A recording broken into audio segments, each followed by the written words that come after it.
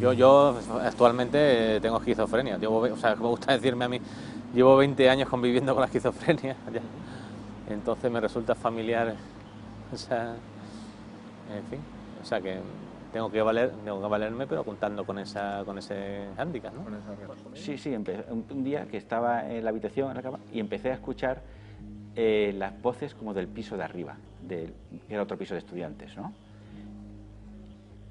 ¿Y qué pasó? Que escuchaba como hablaban de que tenían un pajarito, que estaban jugando un pajarito. Entonces fui arriba a comprobarlo. Digo, a ver, que no los conocía, ¿no? Pero fui arriba a ver. Efectivamente había un pajarito, pero es como muchas veces la percepción de la realidad que uno tiene está filtrada por nuestro cerebro. Y entonces como si amplificases, ¿no? Como si fueses capaz de atravesar las paredes y escuchar a otras personas en otros sitios, ¿no? Mi entorno lo empezó a percibir cuando yo les contaba pues mis ideas de experiencias sensoriales, de energía, de espíritus, de manejo espiritual, de posesión, cosas de este tipo, ¿no? Que eran experiencias que yo tenía que están compartidas en la sociedad. La sociedad, pues hay gente que tiene estas experiencias y yo las sentía igual. Entonces, cuando empezaba a compartirlas, pues ya empezó a poner en alerta a mi familia, un poco viendo que sí, podía ser posible, pero que ya empezaba a contar cosas raras, ¿no? Bueno, también el último año, cuando veía tan difícil ganarme la vida y tal, también empecé a macerar la idea de hacerme anacoreta en el campo o vivir. Esta forma de vida es imposible, por lo menos voy a quitarme este sufrimiento y voy a irme al campo a vivir de manera como, no sé, un místico anacoreta, una cosa así. Y ese pensamiento me acompañó en las paranoias y... Leyendo que para quitarme ese espíritu que me tenía poseído y tal, me tenía que estampar contra el muro del pasillo de mi casa. Esa era una vivencia de la experiencia, que cuando yo me estampé, pues ya vino la ambulancia, me llevó al hospital, del hospital fui al otro hospital. Et vous n'avez voulu pas vous réveiller. Et maintenant, l'univers veut le tenter une autre fois. Voilà. Et moi, choisi à moi pour vous raconter cette histoire. Je ne suis pas le protagoniste. Je suis le jeu que vous raconte l'histoire. La folie de vérité. La folie qui tue beaucoup de personnes. Parce que ma folie ne tue personne. Ma folie seulement c'est pour te trouver. Yo recuerdo a mi padre llorando, es decir, diciendo, mi hijo se ha vuelto loco. O sea, eso es la imagen que tengo, ¿no? Aunque no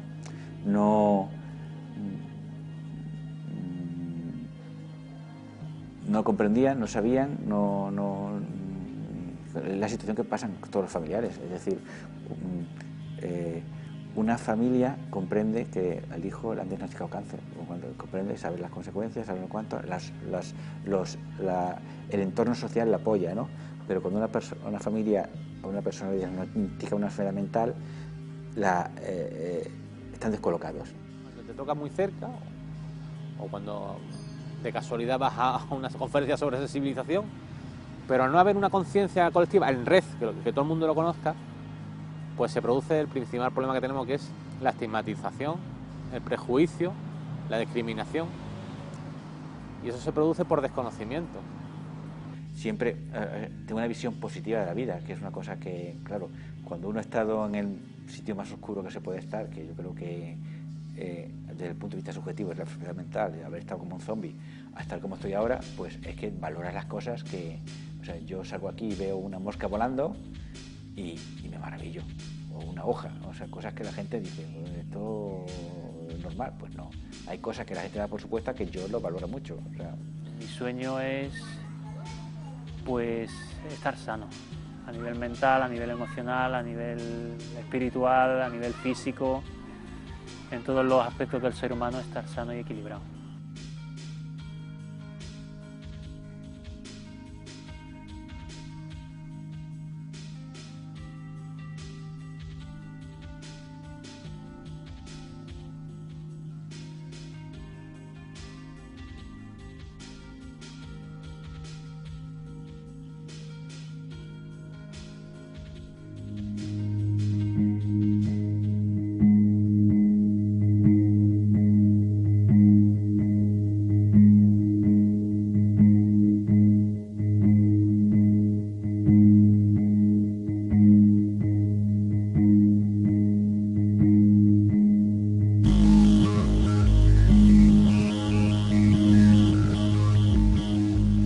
intentes que el mínimo número de pacientes posibles vengan a dispositivos como el José Germain, que realmente son centros asistenciales de salud mental, más que hospitales, porque hospital psiquiátrico implica que se trabaja solo la psiquiatría y realmente se trabaja la psicología clínica, la terapia ocupacional, la enfermería especializada en salud mental, para conseguir que el paciente pase aquí el menor tiempo posible y esté el mayor tiempo posible en el medio más normalizado.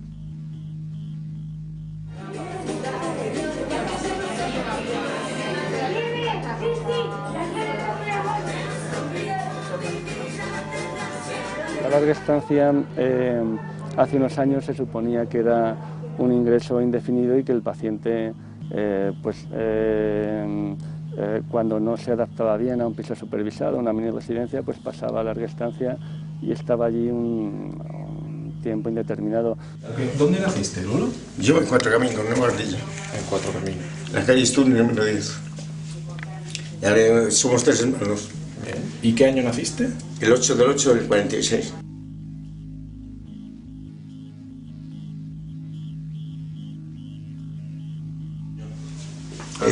Aquí vive mi prima Carmen, ella es mayor. ¿Y tus padres? Mis padres eran y mi madre esta. ¿Dónde está hecha esa foto?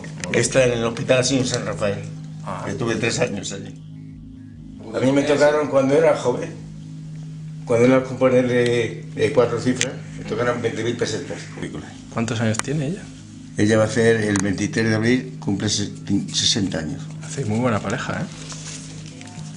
Qué bien. Yo la quiero porque está viviendo con ella. Gracias a ella, si no voy a estar a la calle.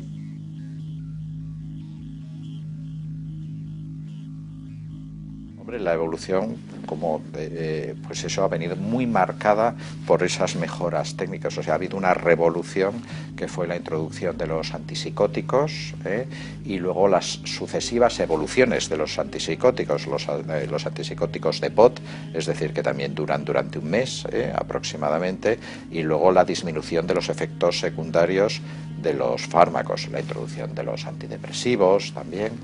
Y claro, todo eso ha ido permitiendo una mayor ambulatorización, ¿no?, del tratamiento de las enfermedades mentales. Yo recomendaría a todos los profesionales de salud mental que una vez en su vida probaran dosis mínimas las medicaciones neurolépticas, que son las que controlan los... ¿Tú lo has hecho? Sí, lo he hecho, sí. ¿Y qué efectos has tenido? Pues es muy desagradable, te aturde mucho. Por eso ellos no quieren tomar esas medicaciones. Te aturde mucho. Una vez, cuando estaba haciendo la especialidad, probé porque no sabía muy bien, porque los pacientes eran tan reticentes a tomar esas medicaciones y, sin embargo, por ejemplo, los tranquilizantes están muy cotizados en el mercado negro y los neurolépticos no están nada cotizados en el mercado negro, pero no los quiere tomar nadie.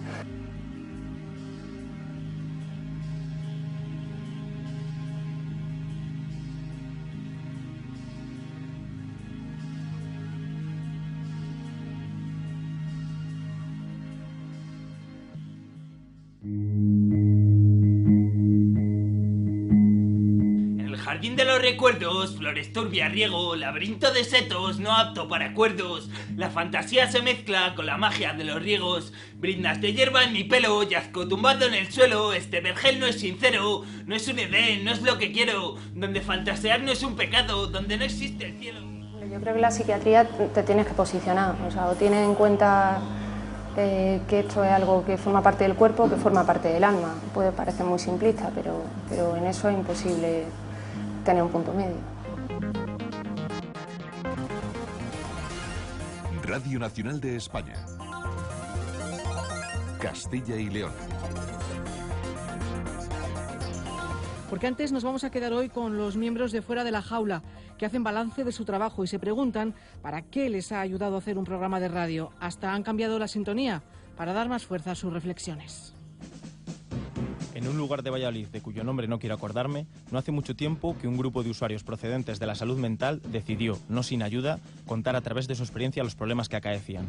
Sus visiones, experiencias y formas de contarlo no solo eran terapéuticas para ellos, sino, sobre todo, para los que les escuchaban.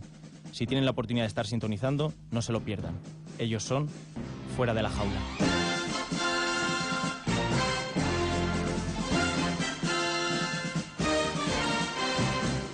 Bienvenidos a Fuera de la Jaula, un programa de radio nacido para romper moldes y crear otros espacios de debate, para cuestionar típicos tópicos, difuminar estigmas creados y romper con esas barreras que nos ponen. Y sobre todo, que en ocasiones nos ponemos solos. Que lo que está pasando por algo. Es decir, una crisis, un delirio, una tristeza, un intento de suicidio. O sea, cualquier cosa que se pueda llamar ahora mismo clínica tiene un motivo de estar ahí. Fue hermoso, fue terrible, pero fue interesante. Mi experiencia en la radio ha sido una de las maneras de sacar lo bello de la locura, de expresarme cuando las personas no hacían más que negarme mi realidad, y como consecuencia me quedé callado. De ahí surgió un trauma en mi personalidad que todavía no he superado. Pero canté en las jornadas de la Revolución Delirante, y 300 personas me escucharon. Y no solo eso, sino que me comprendieron. Paso a paso, la gente va entendiendo a este chico que voló por las palabras de los incomprendidos. Y veíamos que realmente los compañeros que nos encontrábamos en congresos y en jornadas pues tenían una visión como en túnel, ¿no? de la clínica. Consideraban el cuerpo y consideraban la enfermedad mental. Nosotros desde que empezamos la residencia nunca hablábamos de enfermedad mental, siempre hemos hablado de locura, ¿no? Por una experiencia, por tomarlo más como una experiencia subjetiva o como una forma de relacionarse con el mundo más que como un fallo de la persona.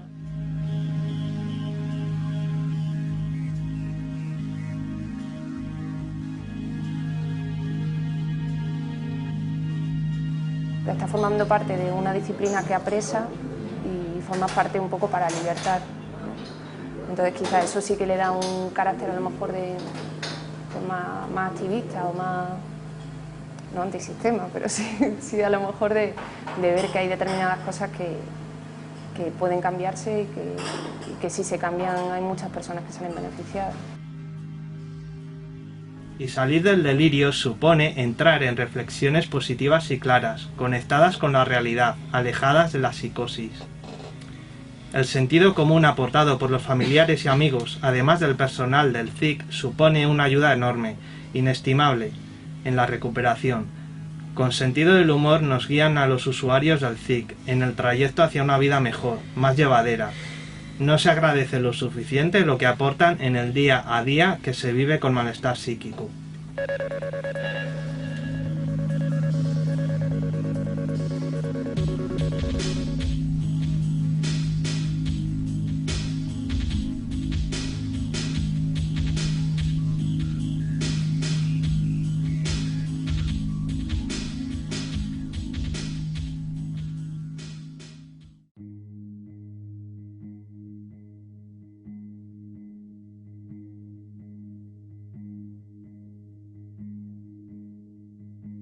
Bueno, yo en mi caso escasamente he escuchado voces agresivas y voces, como otras personas refieren, que son descalificadoras, muy descalificadoras. Lo que sí tiene todo el mundo es un diálogo interno que está constituido por múltiples partes de muchas voces, es decir, las voces no son muy diferentes al diálogo interno. Y de la misma forma que el diálogo interno, tú puedes dialogar con ese diálogo interno y puedes calmarlo y a veces no se contiene ese diálogo, debería decir a veces monólogo también interno, pues con las voces es muy parecido. A mí me tiene ocurrido también luego, hablando del fenómeno, digamos, más bien desde el punto de vista físico, no sé si llamarlo así, ¿no? Me ha ocurrido también, por ejemplo, que las voces retumban en las paredes, es decir, es como si las paredes hablasen, ¿no? O me ocurre frecuentemente que en los ruidos, y he encontrado a más personas a las que les ocurre lo mismo, en los ruidos de la calle comunes, habituales, por eso ese entorno en un momento dado me podía resultar a mí muy estresante, porque los ruidos de las calles, si pasa un avión, si frena un coche, si alguien golpea una cucharilla de café en una cafetería o tal, en todos esos ruidos yo oigo palabras, es decir, oigo sílabas, oigo mensajes, ¿no?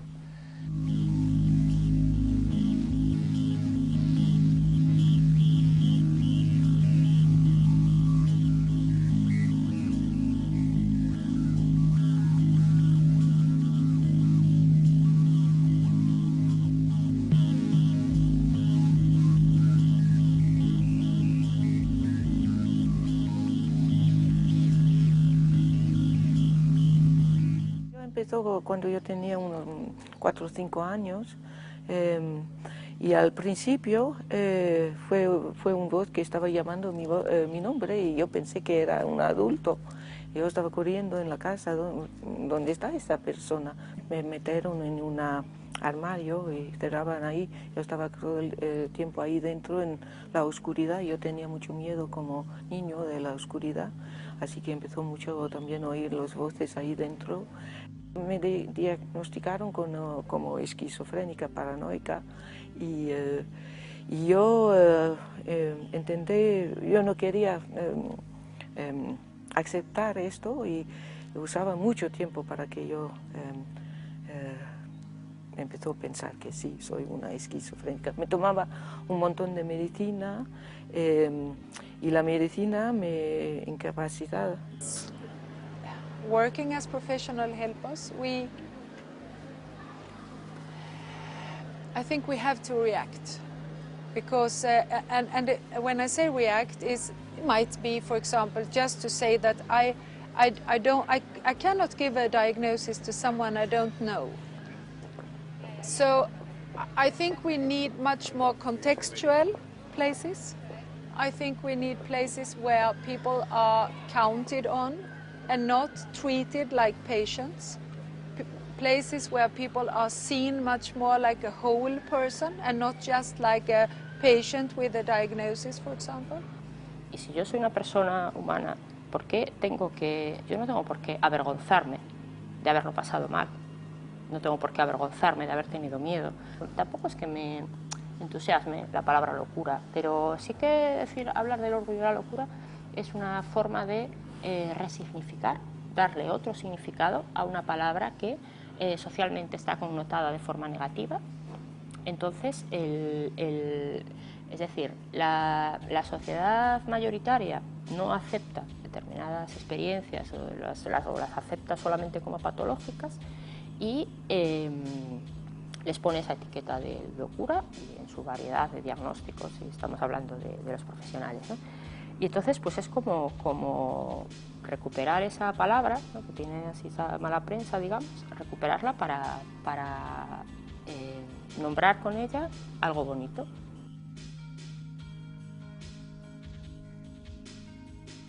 Tres personas de la red de escuchadores de voces, que son además 3 amigos, 3 amigas, en una casa, estando en medio de una crisis muy fuerte, de lo que llaman brote psicótico, y me han cuidado muy bien. He conservado mi libertad, he podido salir a la calle, he estado acompañada, he estado cuidada. Mis experiencias no se han visto ni despreciadas, es decir, se ha dado validez a mis experiencias. Se ha dado validez. No son experiencias invalidantes.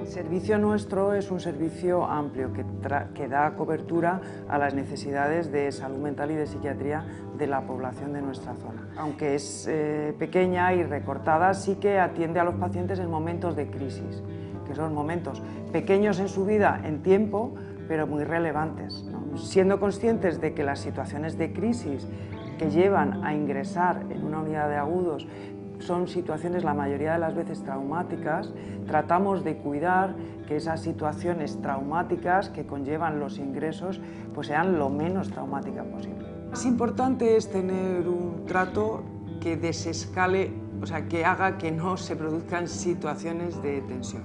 Y como verás en la planta, las veces que has estado, se está tremendamente tranquilo, porque lo clave ahí es todas las medidas que se llaman de desescalada, que son las que hacen que no se produzcan situaciones de agitación.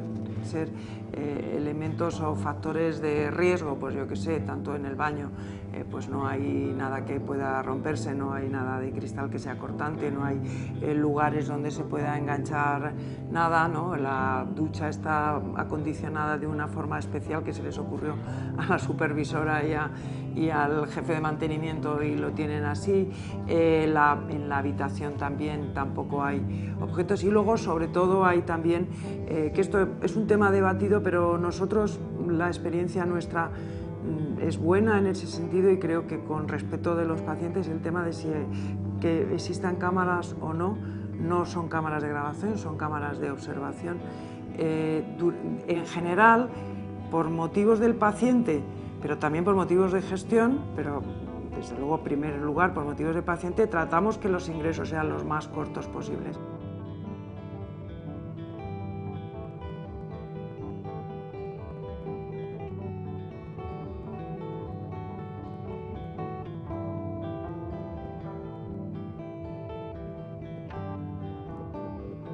Cambia lo superficial, cambia también lo profundo, cambia el modo de pensar, cambia todo en este mundo, cambia el clima con los años, cambia el pastor su rebaño y así como todo cambia, que yo cambie no es extraño, pero no... Yo me sentía fenomenal, yo me sentía la reina del mundo. Pero la gente que estaba a mi alrededor me veía extraña. Pues un día fui a casa de mi abuela, porque lo pedí yo, y reuní allí a todo el mundo. Empecé a llamar a toda mi lista de contactos y vinieron todos y me aconsejaron ir al hospital. ¿Qué les dijiste? Pues les dije que sí. Pues después entró en depresión. ¿Cuánto tiempo después? Poquito.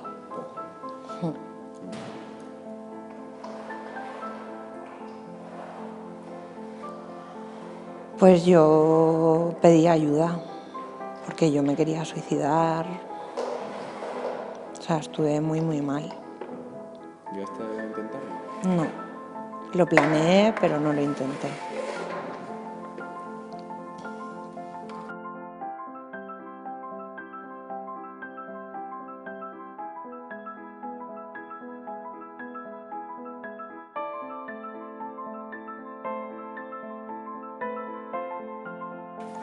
El tratamiento farmacológico es imprescindible en muchos casos, es fundamental, pero se necesita algo más para vivir en la comunidad. La reforma psiquiátrica, en los centros antipsiquiátricos estuvo muy bien como motor y tal, pero cuando hemos sacado a la gente de los hospitales psiquiátricos nos hemos dado cuenta que con sacarlos no es suficiente, que vivir en la comunidad exige otras habilidades, otras competencias distintas a las que tienes cuando vives en un hospital psiquiátrico.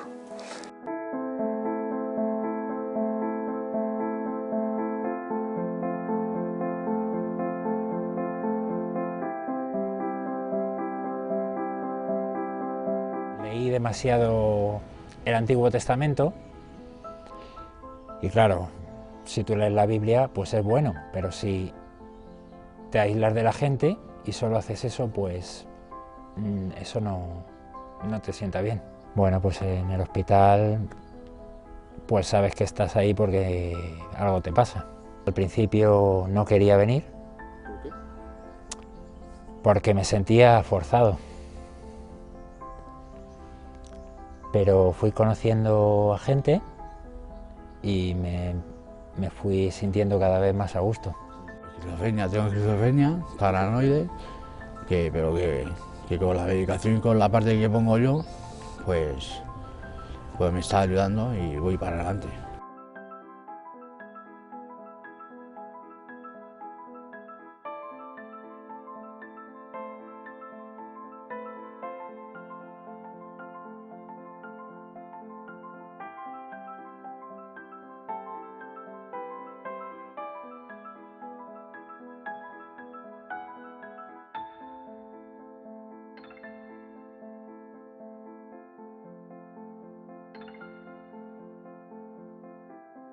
pasado pues fue muy complicado, que si pensiones psiquiátricos, mini residencias.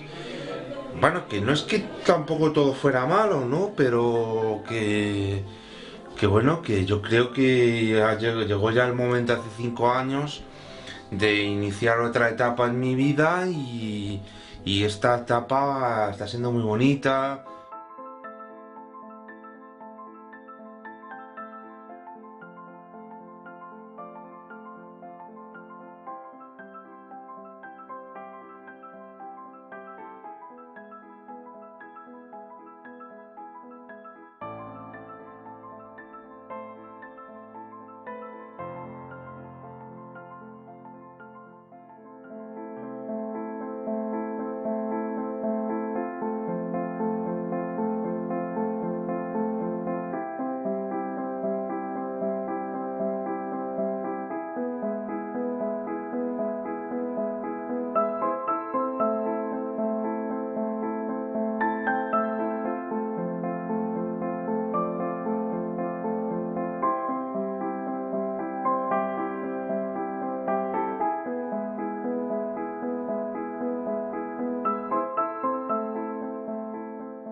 Tengo muy claro que tengo una enfermedad y lo que pasa es que yo en principio no tenía la capacidad de darme cuenta y pedir ayuda. Y lo que me da miedo es eso, ¿no? De que a lo mejor como ya estoy catalogado por muchos aspectos negativos, ¿no? Persona con esquizofrenia, persona que está en la cárcel, entonces ya eres una persona non grata. Claro, la mía me conoce, la mía. Yo estuve aquí por primera vez en el 2010. Claro. Estuve también, luego me fui, estuve en agudos, subagudos, me fui, luego volví otra vez. ¿Cómo es ese...? Todo porque me tragué cuchillas, Joder, las cuchillas están ahí repetidas en varias ocasiones. Fatal. Me decía la psiquiatra que era como yo he consumido de muy pequeño, entonces eso se va acumulando eso. En la cabeza. Entonces tú cuando la dejas un cierto tiempo, que cuando te obligas a dejarlo, cuando te encierras o un calabozo, te emparanoias, porque no tienes nada que hacer, tienes ganas de consumir, sigues pensando y hasta que al final se te quita de la cabeza. Yo si estuviera en la calle, si no hubiera entrado en prisión, en la calle estaría muerta o habría matado a alguien. Para mí entrar en prisión fue lo mejor que me podría haber pasado. Aquí hay más normas, pero allí te dejan más a la tuya. Y yo creo que nosotros necesitamos una psicóloga, una educadora, una enfermera, un auxiliar. Y la verdad es que me está yendo muy bien aquí. He cambiado muchísimo. Es que yo no creía tampoco ni en los psicólogos ni en los psiquiatras. No me abría, no les contaba mis cosas, les mentía mucho, ¿vale? Para llamar la atención, ¿no? O sea, para dejarlo pasar, ¿no? Que fuera pasando el tiempo para que llegara mi libertad. Y ahora llevo un tiempo que he reflexionado y me he querido dar una oportunidad. Yo ojalá que me den el tratamiento, tengo una hija de 13 años también. Y mi sueño es poder vivir los 3 años que le he hecho perder, vivirlos con ella. Vivir sano, vivir sin drogas y vivir con mi familia y aprovechar todo el tiempo que pueda, pero aprovechar mucho la vida, mucho.